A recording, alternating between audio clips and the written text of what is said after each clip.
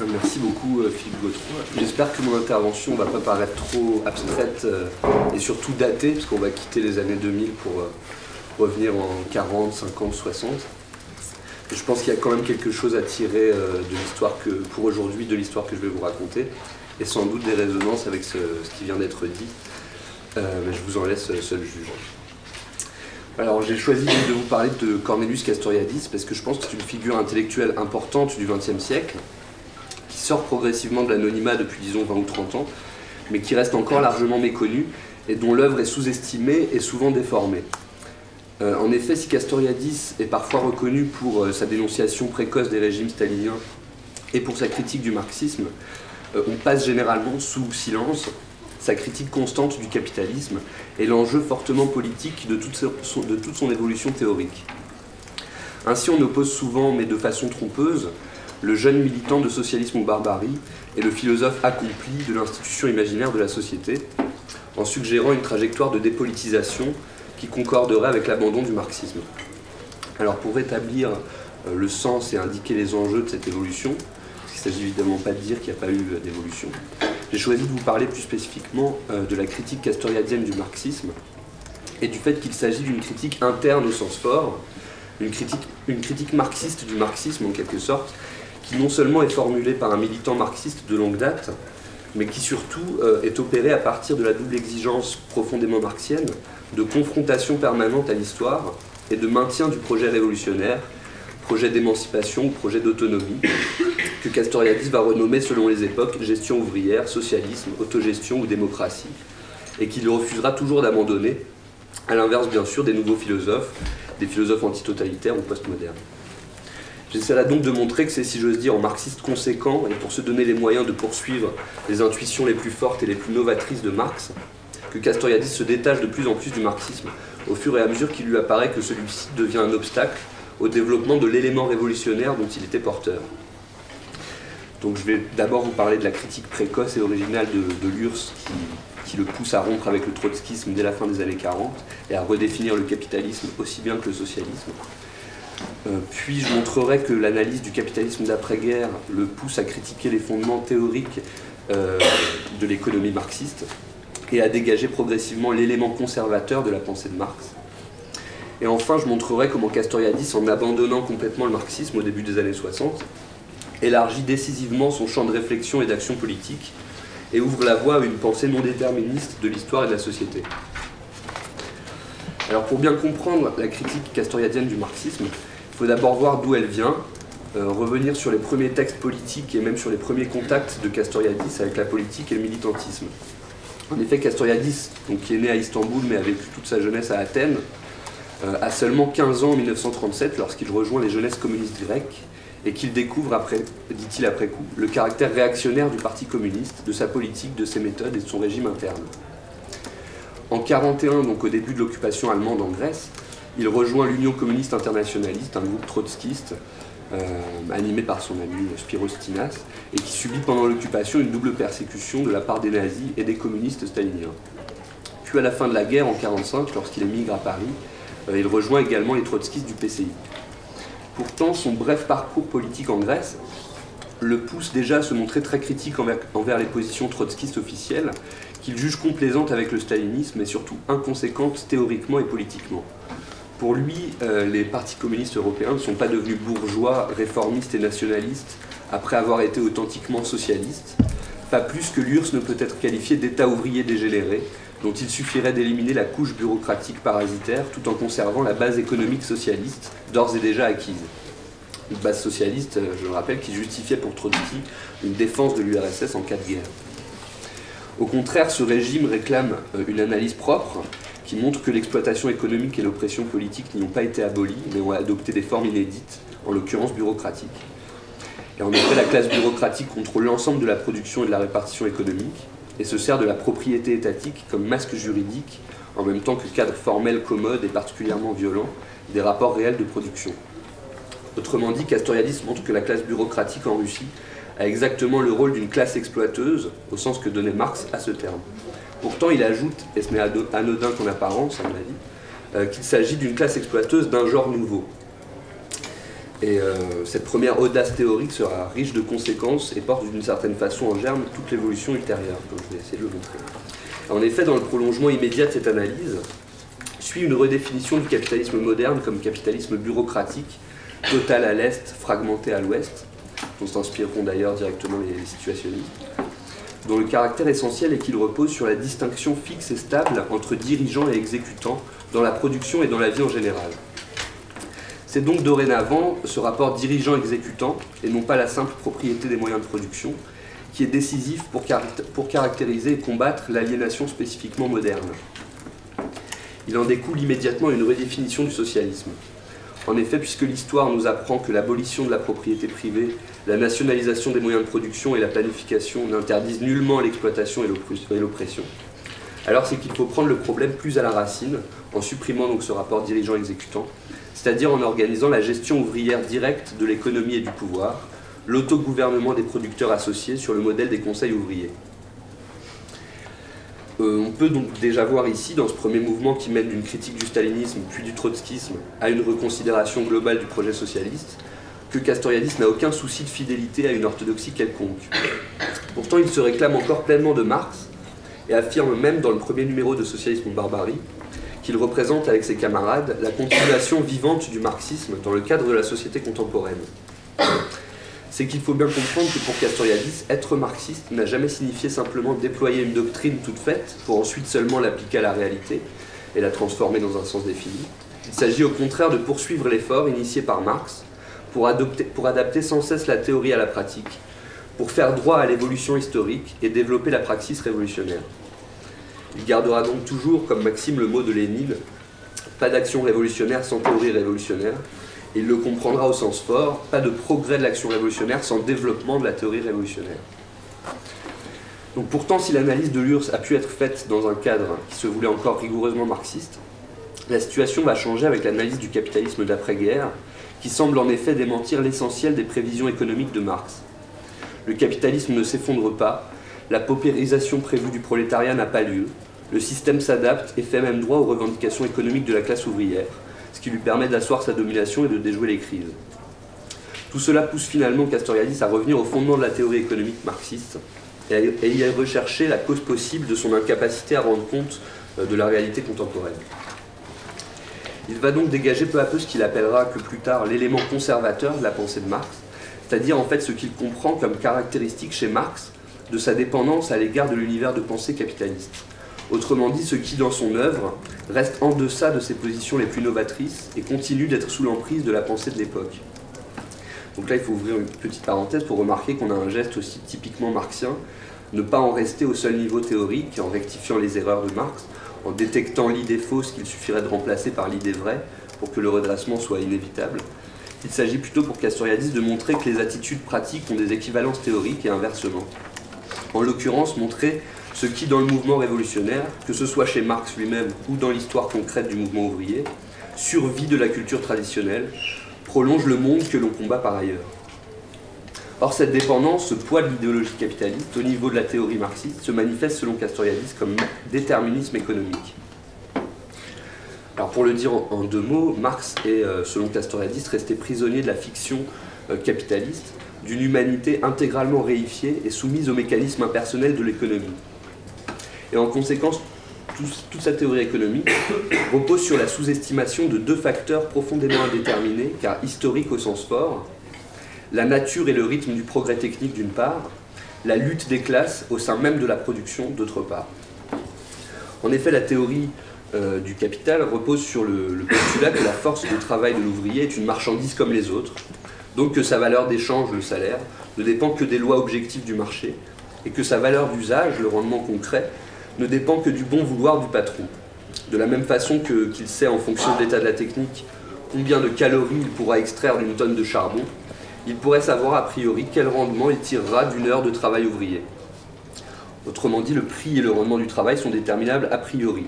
On peut chaque fois le calculer quasi mathématiquement et en tirer des lois générales de l'économie, comparables aux lois dégagées par la physique ou les sciences naturelles. Je rappelle que Engels compare explicitement la découverte de Marx et celle de Darwin. Marx aurait découvert la loi du développement de l'histoire humaine. Bref. Les célèbres donc, thèses marxistes d'une augmentation continue du taux d'exploitation ou d'une baisse tendancielle du taux de profit, etc., sont directement issues de ce postulat. La marchandisation des travailleurs est totale, la rationalité économique du capitalisme est sans faille, il ne nous reste plus qu'à la comprendre et l'accompagner pour en connaître l'issue finale, s'y préparer et éventuellement l'accélérer. On peut, dit Marx, abréger la période de la gestation et adoucir les maux de l'enfantement, mais on ne peut pas ni dépasser d'un saut ni abolir par décret les phases du développement naturel de la société. Castoriadis commente « La critique de l'économie politique devient théorie économique tout court, à laquelle on annexe une philosophie de l'histoire. » Pourtant, Castoriadis, qui a longtemps été économiste à l'OCDE, qui s'intéresse aux premiers résultats de la sociologie du travail et surtout aux témoignages directs d'ouvriers, comme ceux de Daniel Mottet qui écrit régulièrement dans la revue, montre que la réalité de la production capitaliste est tout autre. Fondamentalement indéterminée, en raison du rythme et de la nature du progrès technique, mais aussi et surtout habitée par un conflit permanent entre ouvriers et capitalistes autour du rendement et des salaires. Les ouvriers, explique-t-il, doivent constamment opposer au plan officiel de l'entreprise une contre-organisation, une contre-gestion informelle de la production. Pour que le système même fonctionne et survive, les ouvriers doivent quotidiennement contourner les consignes officielles, s'organiser entre eux, gérer eux-mêmes la production à l'encontre de l'organisation officielle du travail. Ils ne sont donc jamais les purs automates réifiés que doivent postuler toutes les théories économiques scientifiques, celles de Marx incluses. La production capitaliste, à son niveau le plus immanent, est le terrain d'une lutte de classe permanente, tantôt implicite, informelle, larvée, tantôt explicite et combative, comme c'est le cas lorsque les ouvriers réclament ouvertement le contrôle de la production.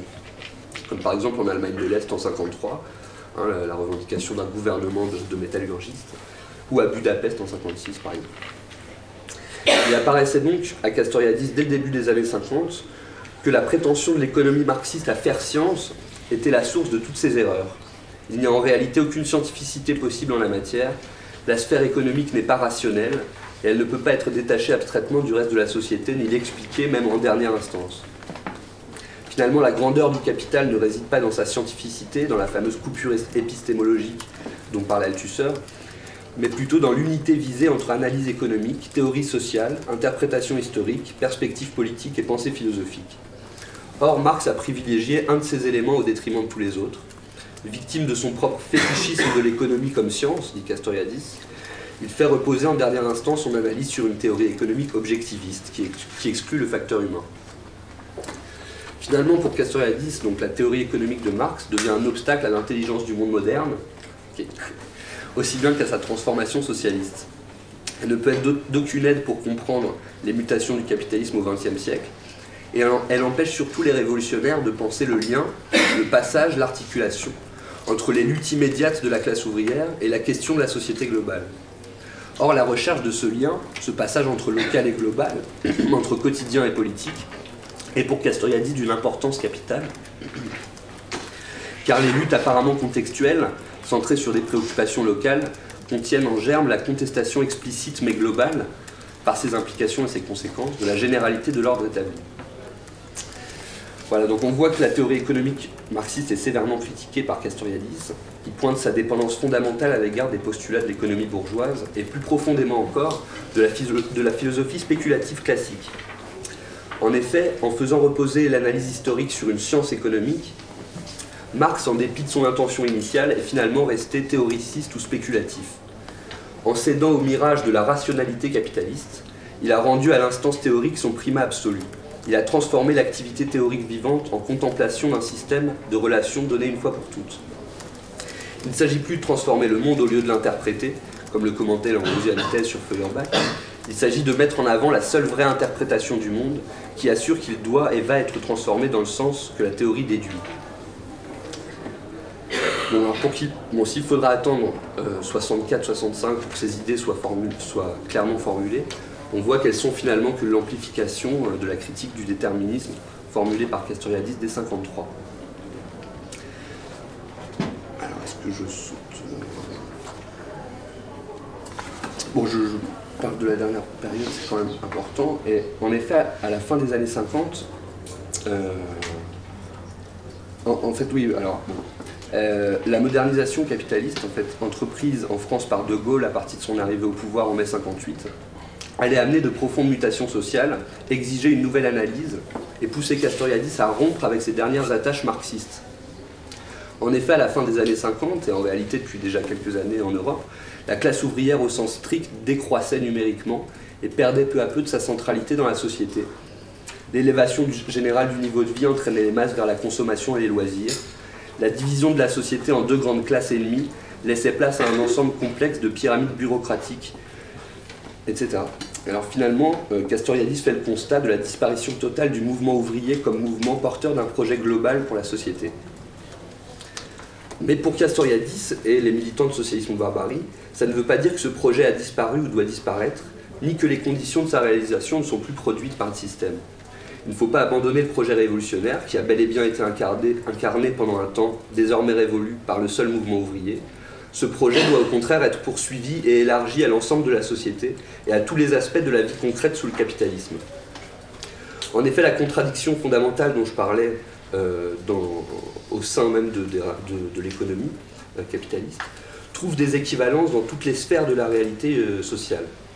Le système crée nécessairement la tendance des hommes vers l'autonomie, en même temps qu'il est obligé de la supprimer. Il veut réaliser simultanément la participation et l'exclusion des gens par rapport à leur activité. Et cette volonté contradictoire, schizophrénique, se retrouve non seulement dans le domaine du travail, mais aussi dans les relations familiales, sexuelles, dans l'éducation, la culture, l'urbanisme, etc.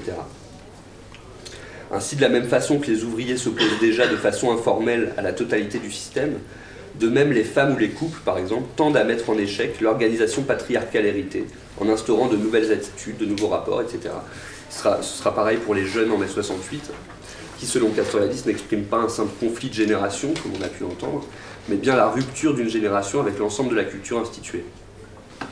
Le mouvement révolutionnaire doit devenir donc un mouvement total, concerné par tout ce que les hommes font et subissent dans la société, et avant tout par leur vie quotidienne. Bon, je saute un peu, j'ai plus trop de temps. Ouais, il reste 2-3 minutes. Ça va. En rompant donc les amarres avec le marxisme, Castoriadis élargit décisivement son champ de réflexion et d'action politique, et s'ouvre notamment aux luttes non ouvrières qui ne cesseront de connaître par la suite un essor grandissant. Lutte pour la reconnaissance des femmes, des jeunes, des immigrés, mais aussi lutte pour l'écologie, dans laquelle Castoriadis va fonder très tôt, là encore de façon prémonitoire, des espoirs de transformation émancipatrice. Au même moment, cet abandon du marxisme se transforme de point d'arrivée en point de départ, dit-il, pour une réflexion proprement philosophique sur la société et l'histoire. Réflexion que Castoriadis va poursuivre jusqu'à la fin de sa vie, mais qu'on ne saurait, à mon avis, détacher d'un effort ininterrompu d'élucidation et de promotion de l'autonomie dans toutes les sphères de la réalité humaine. En effet, s'il cesse de militer dans une organisation au sens traditionnel et étroit du terme, après la dissolution de Socialisme ou Barbarie en 1967, il ne cessera jamais pour autant d'intervenir dans le champ politique par le biais d'articles, d'interviews, d'interventions publiques. Il faut d'ailleurs saluer, dans une parenthèse, l'initiative récente d'une réédition complète chez Sandre des écrits politiques de Castoriadis, réédition qui couvre toute la période de 47 à 97, c'est-à-dire la totalité de l'œuvre du penseur, indépendamment de toute périodisation artificielle. Il faudrait également mentionner, même si on n'a pas le temps de s'y attarder ici, son travail de psychanalyste à partir de 1973, qui montre, si besoin en était encore, que Castoriadis n'a jamais été exclusivement préoccupé de théorie ou de philosophie, mais qu'il a au contraire toujours conçu la réflexion théorique comme ayant pour charge d'éclairer une activité humaine concrète. La théorie, même dans ses détours les plus abstraits, doit toujours être comprise comme moment d'une praxis pour l'autonomie, qu'il s'agisse de la praxis politique, psychanalytique ou pédagogique. Nous ne sommes pas là, dit Castoriadis, pour dire ce qui est, mais pour faire être ce qui n'est pas, à quoi le dire de ce qui est appartient comme moment. Et c'est finalement ce projet même d'un dépassement de la philosophie spéculative, ce projet de mettre la pensée au service d'une transformation et non d'une pure contemplation du monde, qui restera pour Castoriadis l'intuition fondamentale la plus juste, la plus révolutionnaire de Marx. Cette intuition représente même selon lui une torsion essentielle dans l'histoire de l'humanité. Or, comme j'ai essayé de le montrer rapidement ici, c'est précisément la poursuite de cette intuition qui finit par faire éclater le système marxiste de l'intérieur et exige à nouveau de tout repenser après lui. Voilà, alors en conclusion, Je voudrais souligner donc encore que chaque étape de la rupture avec le marxisme a été guidée par la double exigence de confrontation à l'effectivité historique et de poursuite de l'objectif révolutionnaire. La critique que Castoriadis fait de Marx n'est donc pas d'abord celle d'un philosophe, d'un économiste ou d'un théoricien politique qui critique un autre théoricien. Cette critique est celle d'un militant révolutionnaire qui cherche à élucider au maximum le rapport entre ce qu'il pense et ce qu'il fait. Alors je finirai en vous donnant la citation complète qui a donné son titre à mon intervention et qui, j'espère, apparaît un peu plus clairement maintenant. Elle est extraite d'un article publié de 64 à 65 par Castoriadis dans la revue Socialisme ou Barbarie et repris 10 ans plus tard comme première partie de l'institution imaginaire de la société. Alors je cite: « Le réexamen du marxisme que nous avons entrepris n'a pas lieu dans le vide. Nous ne parlons pas en nous situant n'importe où et nulle part. Parti du marxisme révolutionnaire, nous sommes arrivés au point où il fallait choisir entre rester marxiste et rester révolutionnaire. Entre la fidélité à une doctrine qui n'anime plus depuis longtemps ni une réflexion ni une action, et la fidélité au projet d'une transformation radicale de la société, qui exige d'abord que l'on comprenne ce que l'on veut transformer, et que l'on identifie ceux qui, dans la société, contestent vraiment cette société et est en lutte contre sa forme présente. » Voilà, je vous remercie. Bien, merci. Alors donc, comme dit au début, on va essayer